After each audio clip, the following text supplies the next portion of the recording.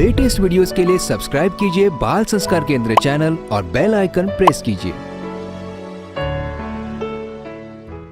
कहानी आद्य शंकराचार्य जी मंडन मिश्र से भेंट। आचार्य शंकराचार्य मंडन मिश्र से भेंट करने हेतु निकल चलते हैं। मंडन मिश्र के घर के बाहर कड़ी पहरेदारी थी। आचार्य शंकर योग बल से उनके घर के भीतर प्रवेश कर गए। उस समय वे पितृ श्राद्ध कर रहे थे। उन्हें लगा कि पितृ श्राद्ध केवल गृहस्थ के लिए होता है, इसमें सन्यासियों का आना शास्त्र धर्म के विरुद्ध है। इसलिए वे क्रोधित हो गए और कहा, हे बाल सन्यासी, तुम्हें पहरेदारों ने भीतर कैसे आने दिया? मैंने उन्हें कड़ी आज्ञा दी थी कि मेरी अनुमति के बिना किसी को भी भीतर न आने दिया जाए। तुम्हें इस प्रकार चोरों की तरह गृहस्थी के घर आना शोभा नहीं देता। मंडन मिश्र के पितृ श्राद्ध में स्वर्ग से कई ऋषि मुनि भी उस समय वहां उपस्थित थे। उनमें से एक जैमिनी मुनि भी थे, जो प्राचीन भारत के एक महान ऋषि, कर्मकांड के प्रवर्तक और वेद व्यास जी के शिष्य थे। मंडन मिश्र उनको अपना आदर्श मानते थे। जैमिनी मुनि शंकराचार्य जी को पहचान गए थे कि वो स्वयं शिव के अवतार हैं।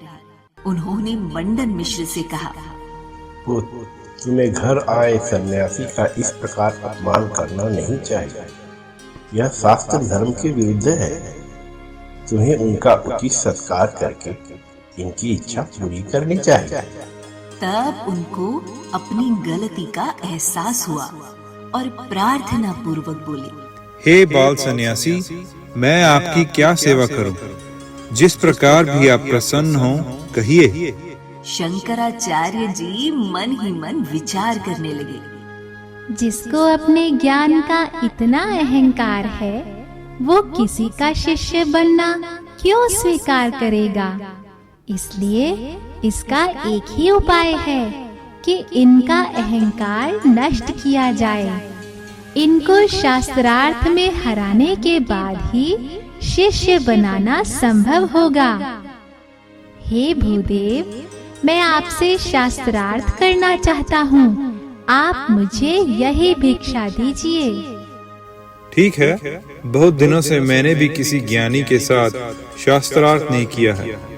आपको जिस विषय में शास्त्रार्थ करना हो कर लेना, परंतु यदि आप पराजित हो गए तो आपको अपना संन्यास धर्म छोड़कर गृहस्थ धर्म अपनाना होगा और मुझे अपना गुरु स्वीकार करना होगा।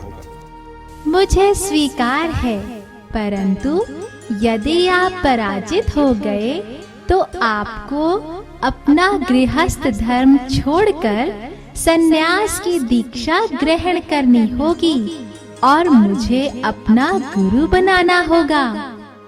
स्वीकार है, परंतु कौन पराजित हुआ इसका निर्णय कौन करेगा? इस समय इस पृथ्वी पर ऐसा कौन है जो निर्णायक पद पर बैठ सके और निष्पक्ष निर्णय दे सके? आपकी पत्नी उभय भारती स्वयं महान विदुषी है। वे ही इसका निर्णय करेंगे। सभी पक्ष इस बात पर सहमत हो गए। शास्त्रार्थ की तिथि तय हो गई। मंडन मिश्र के भवन के विशाल प्रांगण में शास्त्रार्थ के लिए पृथ्वी के दो महाविद्वान एक दूसरे के आमने सामने बैठ गए। देवी उभय भारती ने मध्यस्था का उत्तम आसन ग्रहण किया। दो महाविद्वानों का महासंग्राम देखने दूर दूर से कई राजे महाराजे, विद्वान, पंडित, वेद पाठी, यहाँ तक कि स्वर्ग से आए ऋषि मुनि भी उस समय मनुष्य देह में वहां उपस्थित थे। जब शास्त्र की बातें कई बार एक दूसरे के विरोधाभास में आ जाती हैं, तो उसका उचित समाधान शास्त्रार्थ में ही हुआ करता था। कई लोग अपनी जिज्ञासाओं का समाधान पाने के लिए आए तो कई उत्सुकतावश आए कि कौन जीतेगा। देवी उभय भारती ने दोनों की गले में एक एक पुष्पमाला पहना दी और कहा, शास्त्रार्थ के समय दोनों प्रतिद्वंद्वी में से जिस किसी का भी ज्ञान मलिन हो जाएगा, जिसको भी क्रोध आ जाएगा, जिसका तर्क अनुचित होगा अथवा जिसका भी अपने भावों पर नियंत्रण समाप्त हो जाएगा, उसी समय उसके गले में पड़ी ये पुष्पमाला मुरझा जाएगी और ये समझा जाएगा कि वो पराजित हो गया है। कितना सत्व था इस देवी के ज्ञान में, जो शिव जी और ब्रह्मा जी के शास्त्रार्थ का निर्णय करने के लिए न्यायाधीश बन गई।